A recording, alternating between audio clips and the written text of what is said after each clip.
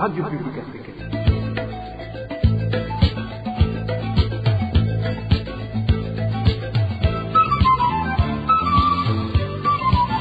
Radio Publique Africaine.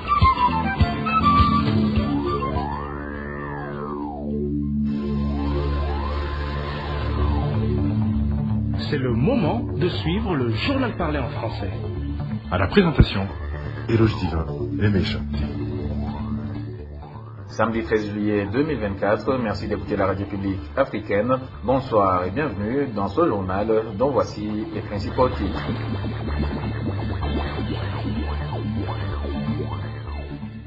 Un décès d'un jeune homme a laissé ce vendredi beaucoup de doutes et de frustrations chez les habitants de la colline Kionza, située en commune de Bugabira, de la province Kirundo. Ce jeune homme avait été arrêté et incarcéré par des policiers. Ces derniers lui auraient torturé, causant ainsi sa mort, selon certaines sources.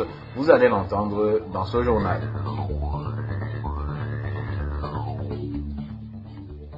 Et puis des contributions estimées à 15%, telle est la somme de contributions que le HCR a déjà obtenue de la part des donateurs, comparativement au montant nécessaire pour cette année en cours, pour qu'ils puissent venir en aide aux réfugiés se trouvant sur le sol burundais. Une situation qui inquiète le HCR, surtout qu'il déclare aussi que les personnes à sa charge ne cessent d'augmenter. Vous allez également le suivre dans ce journal.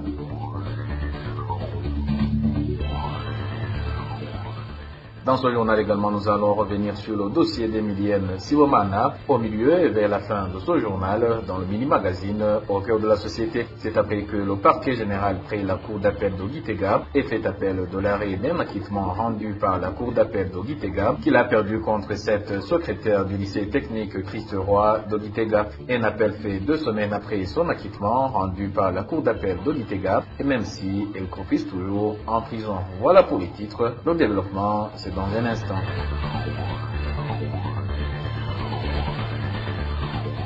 Au bonsoir, démarrons ce journal par la page sécurité. Un jeune homme de la colline Kionza, commune Bugabira, située en province de Kirundo, est décédé dans la nuit de jeudi à vendredi, le 12 juillet, dans des circonstances obscures. La victime avait été arrêtée puis incarcérée par des policiers. Selon certaines sources, ces policiers lui auraient également tabassé, ce qui serait la cause de sa mort. Les mêmes policiers auraient tenté de simuler cette mort en un suicide. D'après toujours nos sources, une simulation qui a par la suite déclenché la révolte chez des habitants de la colline Kionza. Les détails avec Vicky Chris Minheletse. Ce jeune homme qui est mort dans des circonstances obscures était surnommé Hatigna. Il était originaire de la colline Kionza, commune de Bugabira, province Kirundo. La nuit de jeudi dernier, ce jeune homme a été arrêté puis battu sérieusement par des policiers. Par la suite, il a été menotté et conduit dans le cachot près de la position policière. Nos sources à Bugabira indiquent que pendant la nuit, ce jeune homme a crié au secours lorsqu'il se faisait encore une fois tabasser. Le lendemain matin, le corps de ce jeune homme était suspendu sur une corde dans la maison non encore achevée qui sert d'opposition à ces policiers. Les policiers expliquent que le jeune homme s'était suicidé pendant la nuit. Il avait pris un verre de trop et puis il a fumé et libéré la fumée vers les policiers. Ils l'ont donc arrêté et l'ont mis à tabac. Mais ce n'était pas fini. Ils sont partis l'enfermer dans leur position. La nuit, ils se sont réveillés et l'ont encore une fois mis à tabac. Cette fois-ci, il en est mort. L'on avait entendu les cris de douleur pendant la nuit. Alors, ces policiers ont essayé de masquer cet assassinat. Ils ont suspendu le corps sur une corde pour faire croire que le jeune homme s'est suicidé. Mais que l'on ne comprend pas, c'est comment il se serait débarrassé des menottes et puis parvenir à se suicider. Les habitants de la commune de Bugabira se sont par la suite mobilisés. Ils exigent des enquêtes sur cette mort, faute de quoi il n'y aura pas d'enterrement. La population a manifesté un mouvement de révolte devant la position de ces policiers. Elle réclame la vérité sur cette mort. Elle jure qu'il n'y aura pas d'enterrement aussi longtemps que la vérité sur les circonstances de cette mort ne seront élucidées. Concernant la mort de ce jeune homme, nous n'avons pas pu joindre Eric Trizelimana, administrateur de la commune de Bugabira, pour de plus amples informations.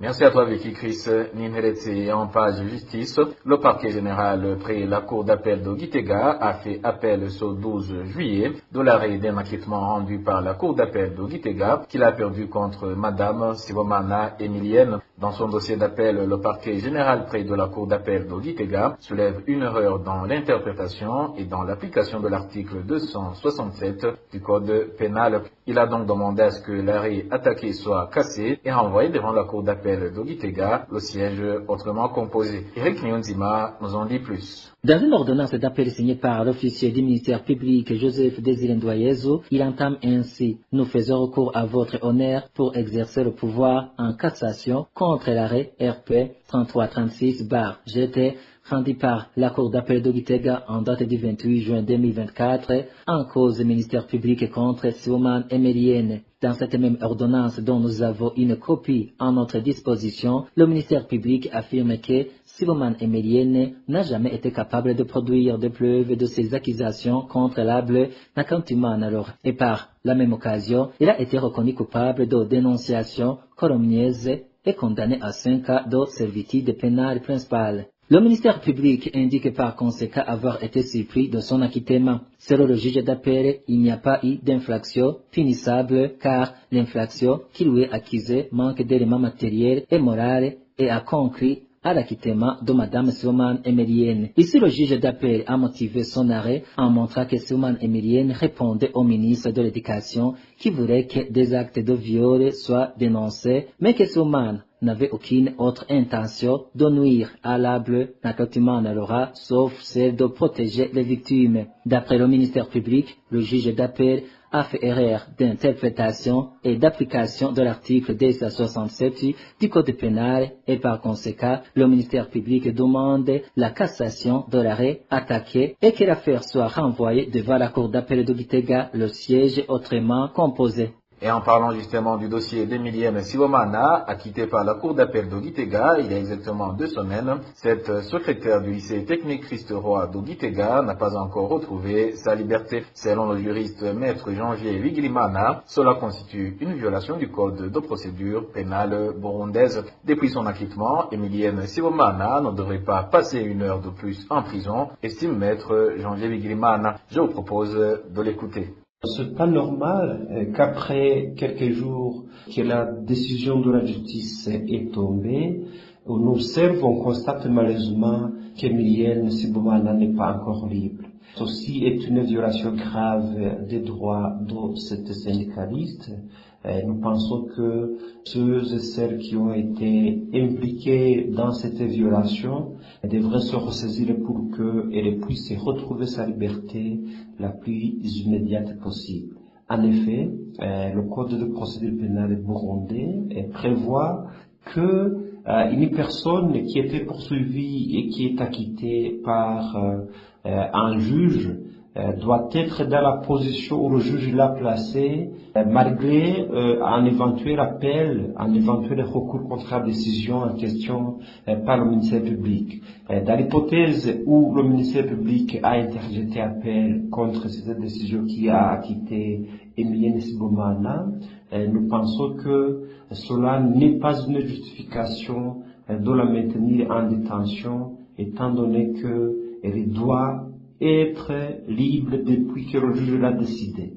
Nous demandons donc que les autorités burundaises, plus particulièrement les autorités judiciaires, puissent tout faire pour que cette syndicaliste, cette mère responsable, puisse retrouver sa liberté, parce que tous les jours, tous les mois qu'elle a connu la prison, qu'elle a été incarcérée, c'était de l'injustice, c'était de la violation flagrante, non seulement des dispositions constitutionnelles, mais aussi d'autres lois qui régissent le Burundi. Et maître Janvier Bigirimana a demandé que tous ceux qui sont en train de refuser la mise en application du jugement du tribunal soient poursuivis. Je vous propose encore une fois d'écouter maître Janvier Bigirimana. Nous demandons donc que toutes les mesures soient prises sans attendre, notamment pour poursuivre tous les éducateurs et toutes les personnes qui commettent ce genre de crimes à l'endroit des enfants du Burundi, notamment en milieu scolaire.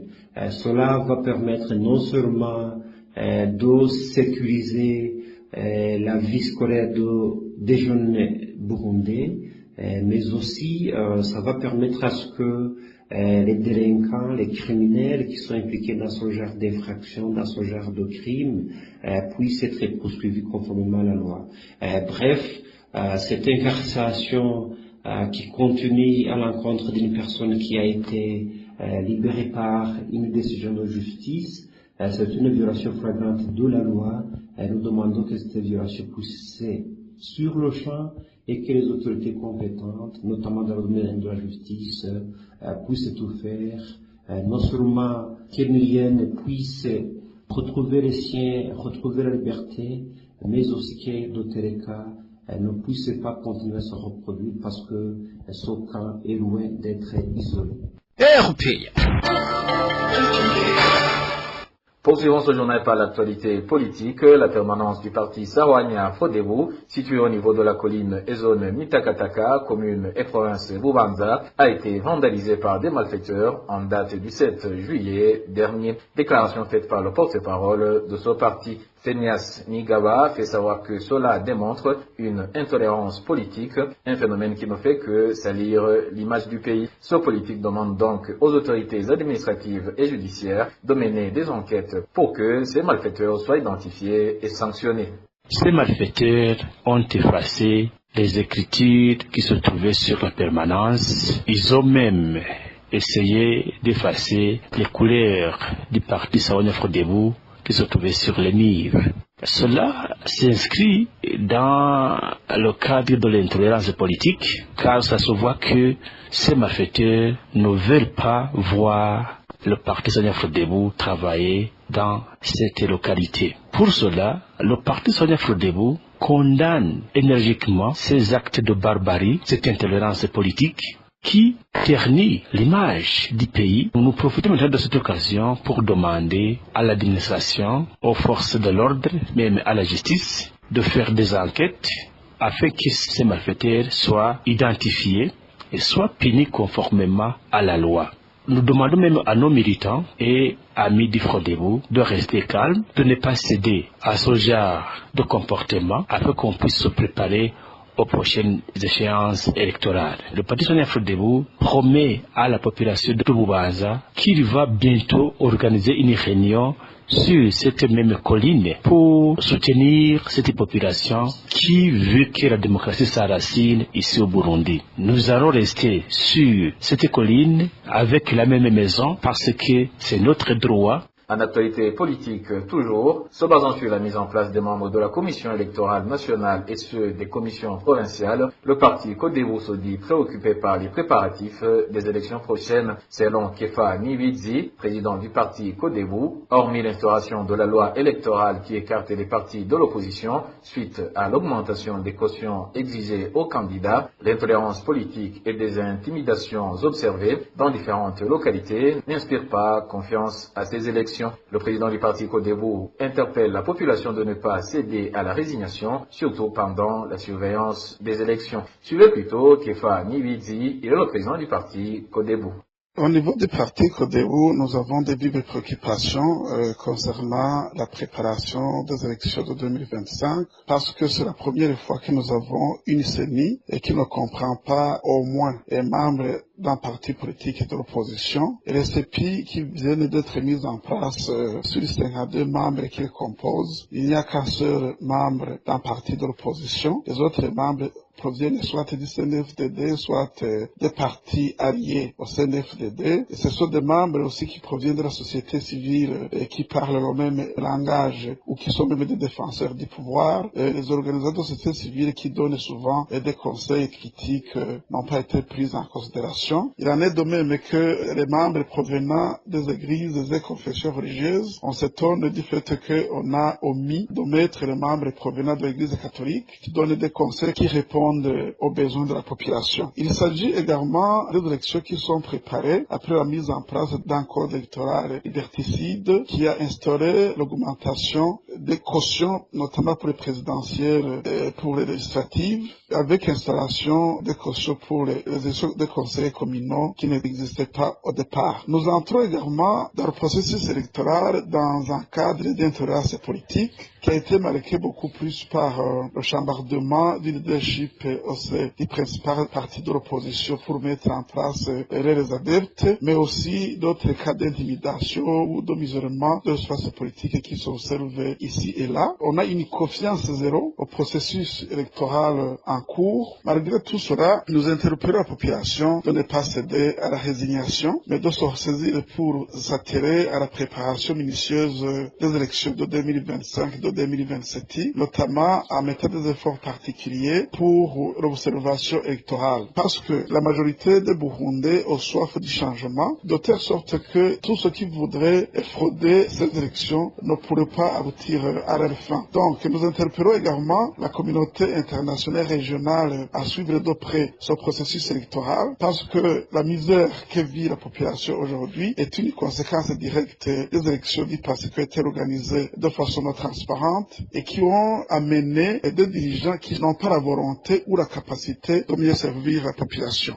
Et je vous le disais en titre, le Haut Commissariat des Nations Unies pour les réfugiés, HCR en sigle, continue de faire face à un déficit de financement sans précédent. Jusqu'au 30 juin de cette année, le HCR affirme qu'il n'avait reçu que 30% du montant requis. C'est un moment où, selon cette organisation onusienne, le nombre de personnes auprès desquelles il doit fournir assistance et protection ne cesse d'augmenter. Plus de détails avec Elvis Nyomongere. Le total des montants requis par le HCR pour pouvoir protéger et assister des personnes sous sa responsabilité au Burundi pour l'année 2024 est de 98 300 000 $ à marquer. Mais selon cette organisation onusienne, jusqu'au 30 juillet cette année, la somme reçue 15 215 000 $, soit 15% du montant reçu. Pourtant, selon le rapport du HCR publié le 12 juillet, le nombre de personnes à qui le Haut Commissariat des Nations Unies pour les réfugiés doit fournir assistance et protection selon son mandat établi par la communauté internationale ne cesse de croître, ce qui fait que cette organisation continue de faire face à un déficit de financement sans précédent. Au 30 juillet 2024, écrit le HCR dans son rapport, il y avait plus de 342 300 personnes ayant besoin d'une aide vitale. Ces personnes sont composées de 243 900 rapatriés assistés, 87 100 réfugiés dans des cas et des zones urbaines, 8 300 personnes déplacées internes, 2200 demandeurs d'asile et 800 personnes à risque d'apatride. S'agissant des rapatriés, ce rapport du HCR montre que 80% des ménages rapatriés déclarent vivre avec moins de $1 américain par jour en moyenne. De nombreux rapatriés vivant dans les zones frontalières, selon le rapport, traversent la frontière pour aller exercer des emplois temporaires. Ainsi, le rapport précise que 55% des ménages de rapatriés ne mangent qu'une seule fois par jour. 88% des ménages de retour signalent n'avoir jamais reçu d'aide alimentaire après celle qu'ils ont reçue à l'aide arrivée au centre de transit. Terminons cette deuxième partie du journal par la page nécrologique avant d'entamer la dernière consacrée au mini-magazine au cœur de la société. Les organisations de la société civile burundaise sont dans le deuil après le décès de l'un des défenseurs des droits de la personne humaine, le nommé Célestin Louis-Wikie. Ce dernier était chargé de la communication au sein de l'association Ligue Iteka et a rendu son âme ce vendredi des suites d'une maladie. La radio publique africaine présente ses condoléances à sa famille biologique, à la Ligue Iteka ainsi qu'à tous les défenseurs des droits humains. Que son âme repose en paix. Et c'est le moment de suivre le mini-magazine au cœur de la société. Le mini-magazine d'aujourd'hui se penche sur l'acquittement de la syndicaliste Emilienne Sibomana par la cour d'appel de Gitega. Et même si 2 semaines après, elle croupisse toujours en prison. Au cœur de la société vous est présenté par Bonfils Nyongere. Au cœur de la société. Au cœur de la société est une émission de tous les samedis, préparée en synergie par les radios Inzamba Agateka Kawe, Radio RPA Ijwi Yabanyagihugu, ainsi que la radio-télévision Renaissance. La syndicaliste Emilienne Sibomana, libérée par décision de la Cour d'appel de Gitega dès juillet 2024, se trouve toujours derrière le barreau malgré son acquittement. Cette situation perdure depuis 2 semaines. Un nouveau rebondissement est survenu ce 12 juillet. Le ministère public a décidé de contester la décision de la justice en se pourvoyant en cassation. Cette démarche soulève des questions cruciales. Sur base légale, maintient-on Emilienne Sibomana en détention après son acquittement? Quelles sont les dispositions prévues par la loi? Pour éclaircir ces points et approfondir le sujet, ne manquez pas notre magazine au cœur de la société de ce samedi 13 juillet 2024. Bonfils Nyongere est à la présentation. Bienvenue.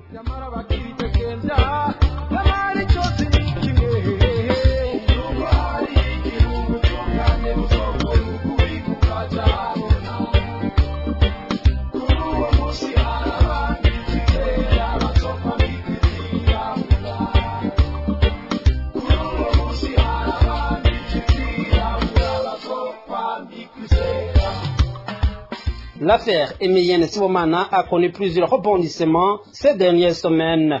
Le 28 juin 2024, la syndicaliste a comparu devant la cour d'appel de Gitega lors d'une audience publique. Après délibération, le verdict est tombé le soir du 2 juillet.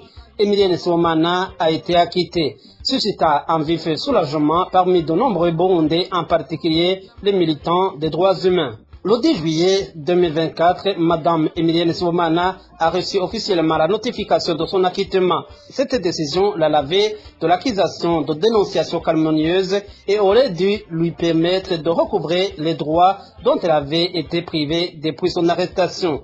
Cependant, contre toute attente, Emilienne Sibomana demeure incarcérée 2 semaines après son acquittement. Un nouveau chapitre s'est ouvert dans cette affaire le vendredi 12 juillet, lorsque le ministère public a décidé de contester la décision de la Cour d'appel en se pourvoyant en cassation.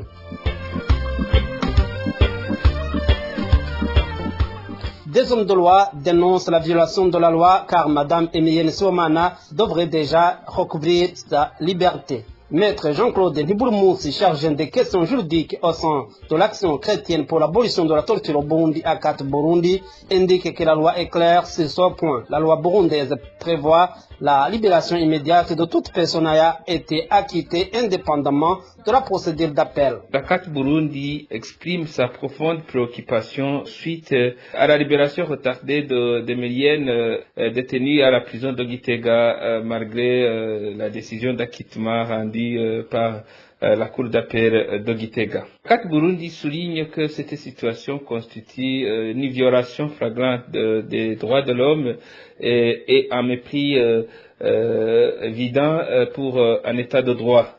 En effet, selon l'article 262 du Code de procédure pénale, un détenu acquitté doit être immédiatement mis en liberté après la décision d'un instance judiciaire. Malheureusement, nous constatons que cette décision n'est pas mise en œuvre par des organes qui devraient normalement l'appliquer directement. Ici, je vais dire le parquet et l'administration pénitentiaire. Le fait que le ministère public se pourvoie en cassation ne libère pas cet organe à mettre en application la décision rendue par la Cour d'appel de Gitega. La saisine de la Cour suprême n'est pas vraiment une cause suspensive d'exécution de l'arrêt rendu par la Cour d'appel de Gitega.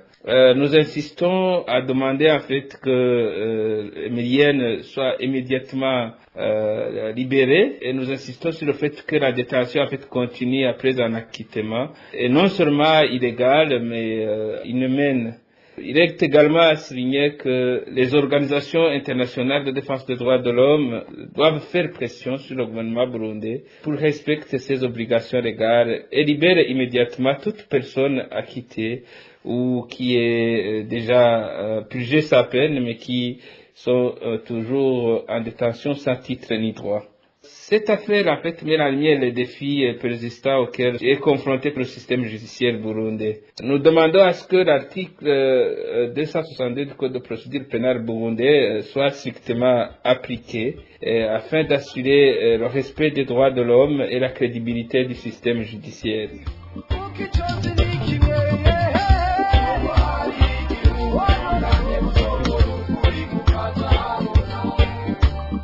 Emilienne Sibomana avait été condamnée par le tribunal de grande instance de Gitega.